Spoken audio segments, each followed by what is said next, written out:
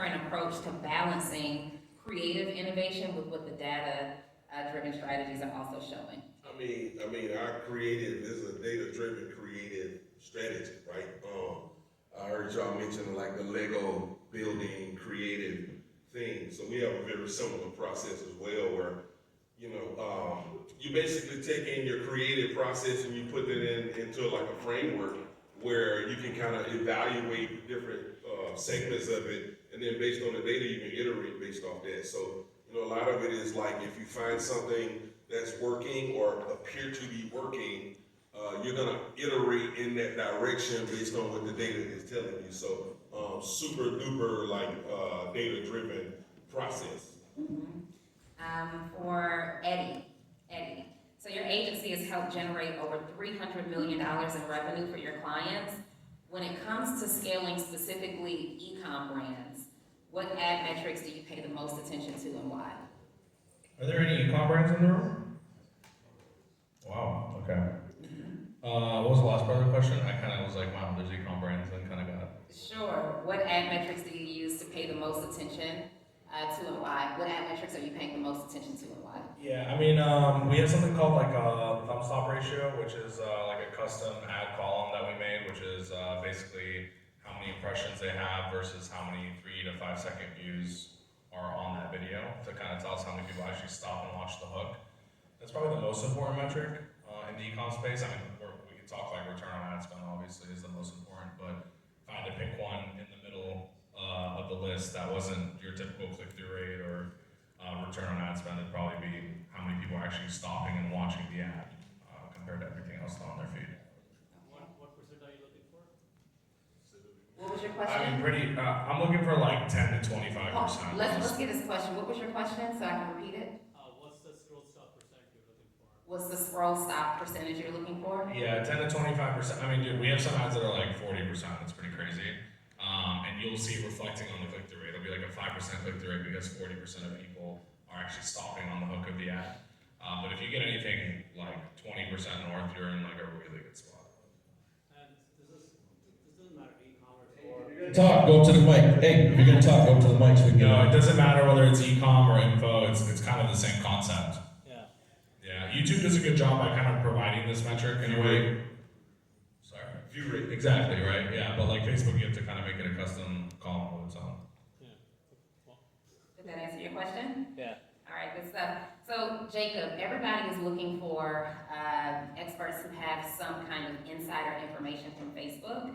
And so my question to you is, because your experience is literally maximizing low-cost conversions, what are some common misconceptions marketers are having that you see right now about the algorithm, and how do you advise clients to approach it differently? Yeah, I would say one of the key factors for our agency that we focus on and gives us kind of our superpower is that we are the creative ad agency and the media buyers in one wheelhouse. And so that gives us the ability to create the ads and then understand the data, run the ads, and then make better data-informed decisions to go back to the creative process and then iterate and optimize those ads moving forward. And like Eddie was saying with, what do you call it, your custom metric?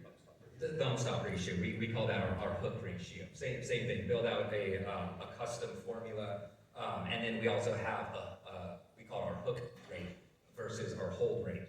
So we will look at how well those ads are hooking people, stopping the scroll, and then how well those ads are holding people's attention. And then you look at those metrics, and then you can go back to the creative process because you understand the data, and then you can kind of recalculate those ads on what is hooking them and what is holding them to kind of Frankenstein the best performing elements of the ad together to build out super ads and then run it back out there. So it really is a superpower, and a lot of agency owners, they are the creative team too. So if you're looking to land more clients, I would say this, really stress that if you are the creative and you're the media buyers, that is a superpower that you could sell to your clients, and you can land so many more clients because you do have that metric and that ability to create better and better ads as you run it. That's good. I want to stick to strategy for just a second, Sam.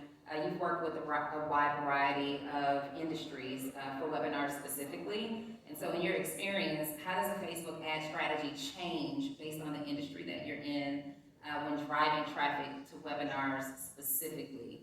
And what should these marketers be prioritizing in their campaigns?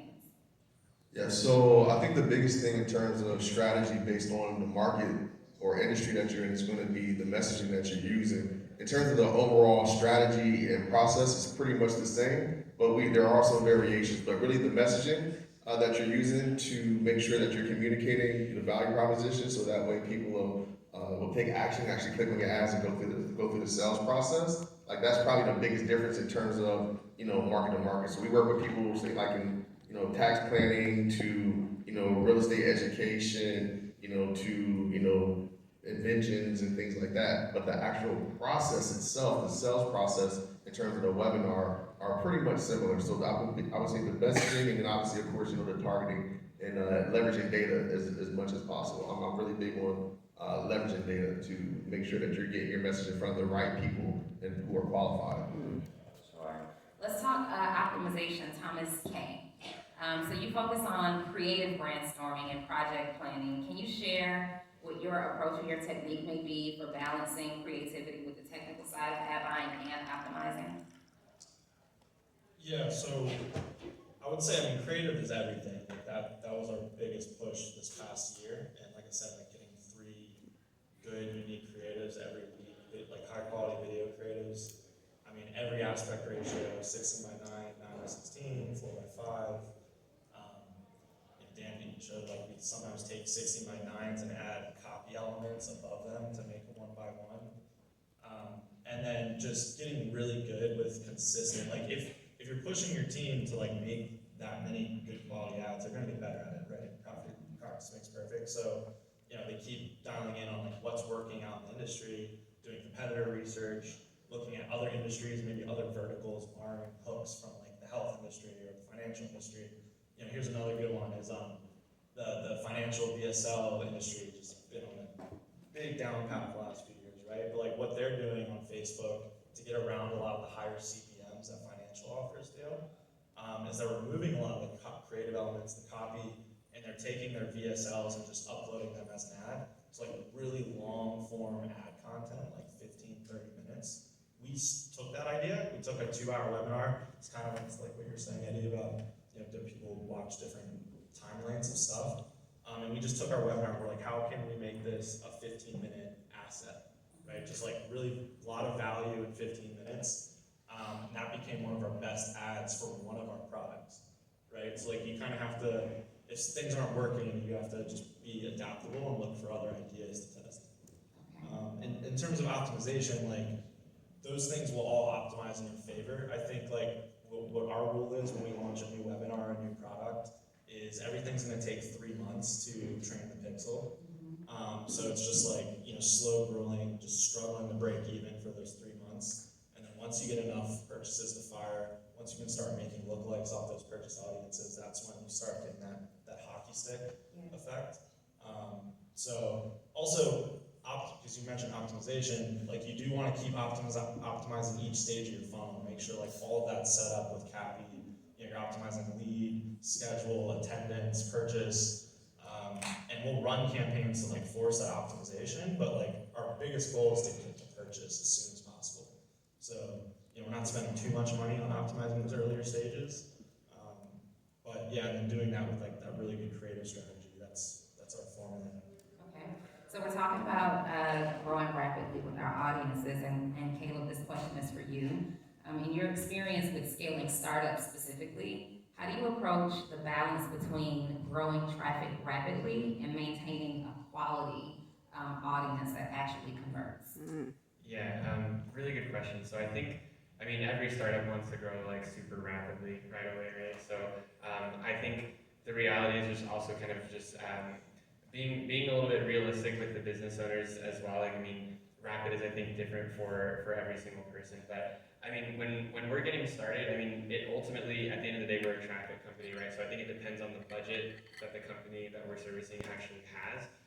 A lot of people will come to us with a varying range of budgets, and so it's like, if you've got 20 grand a month to spend, it's going to be a lot different than coming at it with the $200,000 a month budget to spend. So I think first of all, it's like really just looking at that, and the other thing is looking at the actual funnel and the like acquisition engine as a whole, because something like an evergreen webinar that's potentially working can scale a lot faster than something that requires a sales team that has like booked appointments and you're needing to constantly hire more reps, train them. These guys don't work out, so then you have to fire them and then hire some more, and then it's like you can't spend more because the calendar's full, right? So it totally depends on the budget and then also the mechanism pretty much that they're using to acquire new customers. Okay, and I'd like to hear from a few panelists. You guys can decide who takes this one that exceeded your expectations. I'll kick it off real quick. So, I mean, one really easy one for us that I just was like shocked that it actually worked was this was for a brand in the career coaching space. So they basically help mid to senior level professionals get paid more or find a better paying job. And we've done a bunch of like talking head creatives, but one thing that really shocked me was we literally just threw up a square image that we basically called out the mid to senior level professionals, and we're just like looking for mid to senior level professionals who are looking to make more money in their career. And we tried like, I don't know, probably 20 different color variations and text like variations to make it look different, but that creative just absolutely dominated. I was like, something that basic and simple actually can work. And so I think a lot of times people get like they overthink their creative sometimes, and they want to get super ridiculously fancy. And I mean that stuff does work, but like don't underestimate the power of like a good hook in a simple graphic. Honestly. Anybody else want to share? Yeah, I was gonna say, I think in terms of, three elements, obviously your hook is gonna be huge. So basically, what do you use to actually hook people in? So testing different hooks, the actual creative itself. And I think one of the biggest things that surprised us in terms of ads, like the big push right now is like for organic and like UGA, user-generated, UGC, user-generated content. But surprisingly, we also create what I call flyer-based ads. So if you guys ever went to the club and you come out and they got the flyers on your car at nighttime, so we actually create those for more events. And we found that, I was surprised that that flyer-based type ad actually pulled because it looked like an ad. It was not organic at all. So total opposite. So we test and see, and that ad outperformed all the video ads and everything else that we created. So hook, creative, test flyer-based ads. Okay, and I'll hear from one more of you guys with your top three elements of a successful ad creative. Sure, yeah, so I'll just give two if that's cool. The first thing that we are always focused on is like connecting the ad with the rest of the funnel. So like there's been times where we'll bring in a woman actor to do the ad and we're split testing headlines, and like one of the split tests is like, well, a Canadian man did this, this, and this. It's a huge disconnect, right? So like that hurts our campaign. So you gotta make sure like whatever that hook and that ad is connecting with the landing page, the webinar, that's like our biggest thing. And then the second biggest thing is social proof. It's just like, that's still the thing for scaling. Like if you have authenticity, if you have people that are like genuinely like engaged with the product and they can communicate that or convey that in the ad somehow, that's like one of the biggest things for us with getting ads. Sure. Let's talk retargeting for just a moment. So, and this is for anyone here who wants to take this question. A lot of marketers are missing the mark when it comes to creative retargeting.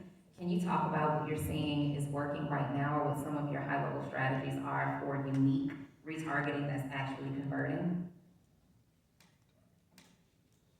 I can take that. One of the things that work really well for us in retargeting, especially one of the biggest markets that we serve is highly restricted spaces, highly regulated markets like cannabis, crypto. We have some clients in here that are working with us because we can get around the ad algorithm and get past the compliance bots with our connections at Meta. And so one of our best ways of doing retargeting ads is by running catalog ads. We can run simple, like I showed earlier, like ads to get people to like the page. We're doing this for some pretty big cannabis companies like Curaleaf and Advanced Nutrients. We get them to like the page. We grow that channel, and then we retarget everybody who's interacted with that first set of ads, and then we hit them with a retargeting ad. And then one way that we do this in a highly regulated market is to launch these catalog product ads. And what I love about doing this in these highly regulated markets is with the catalog ads, they pull that ad creative from the website itself. So we can run ads that say, a hemp-derived product or, CBD or something like that, something more compliant. And then on the back end, once we get that past the review stage, then we switch it out on the back end, and then we flip it to THC. And now we have brought people in through our funnel to like our page and interact with the brand, and then we hit them with a retargeting ad, we flip it out on the back end, and now we're hitting them with THC ads that are totally compliant. So that's one of our retargeting strategies.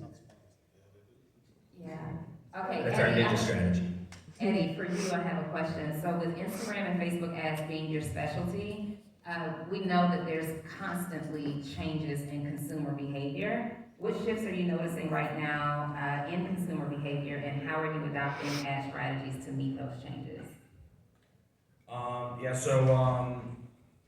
If you track your ads, what we've noticed at least this year, due to just trust being lower, is there's actually a much larger percentage of people who aren't clicking the button on the ad, but they're clicking on the profile on the ad instead. That's true. And basically going through shopping your profile like it would be a landing page or a website, and determining if they do trust you from there, and then from there essentially clicking link in bio rather than going back to the ad. And so we're having a higher attribution that's, looks like organic on paper because their first click to our site or funnel was to the actual profile, but they actually came through a click from an ad into that profile. They just went through a different path that isn't necessarily tracked from Hyros, for example, right? But we're figuring it out on sales calls. And so, what? Yeah, how's Yeah, that, some how are you track. tracking it? You How can't, is it you being can't done? track it. You can't track it. You can only track it like via survey or question or on a sales call. How'd you get on? How'd you hear about it? Oh, I saw you guys on Instagram. Well, how else were they going to see us? Pretty Yeah. much there. So that's one thing that's important. We're optimizing profiles for that. We're optimizing like real highlights on profiles to be specifically like funnel based. Like if someone comes the first time, they click the first highlight reel. It's essentially a mini webinar of its own, leading people to go into the webinar itself. I remember when I started in the Amazon warehouse, and this is me doing $8 an hour, and then this is me here, and this is me here, and I can teach you how to do that. Click the link in my bio. So we're kind of re-engineering how we look at the funnel and not thinking of it as just people clicking the link in the ad.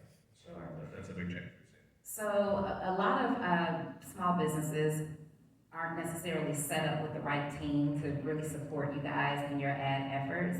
So when we're talking to these high-performing CEOs and they're approaching you and saying, hey, we want to bring your team on to really help us, ramp up on our advertisement, but our teams are disorganized. What advice would you give to this room to say, hey, this is the type of team you need, these are the leaders or the players that we need on this team, and here's how we can work best with you and your team to maximize your paid marketing efforts?